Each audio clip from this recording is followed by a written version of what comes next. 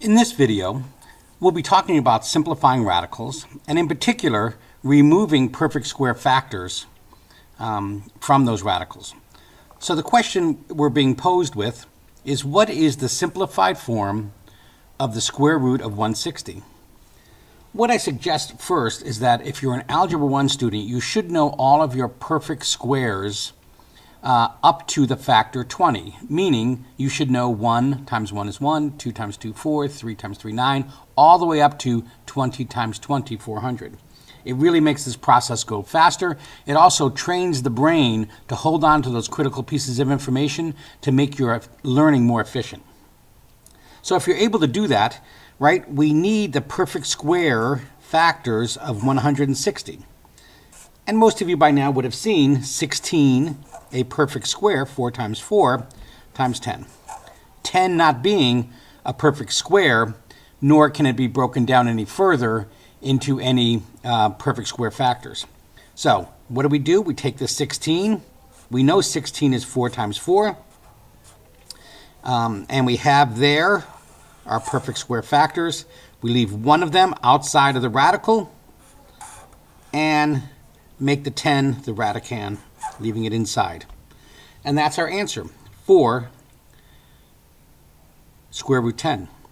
And if you wanted to check that, you could always square 4, 16 times 10, and get back to 160. So the simplified form of the square root of 160 is equal to 4 square roots of 10. Let's do it one more time. Square root of 72. Now first, if you knew your factors, you would have known 6 times 6, 36, and 36 times 2 would have gotten you 72. So we know that our answer in the end is going to be 6 square root 2.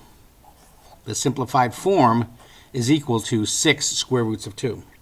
However, if you are unable to do that, remember, you can always create a factor tree. 9 times 8. 3 times 3. Prime factors. We like to circle them. 8. Right? I'm just going to break it out for you. If you're an Algebra 1 student, you know that's 2 cubed. 2 times 2 times 2. Of course, you could have made that 2 times 4 and taken the 4 as 2 times 2. In any event, draw our radical. Select the pairs on the outside. Leave unpaired numbers inside. And what do you get? 3 times 2 is 6, root 2.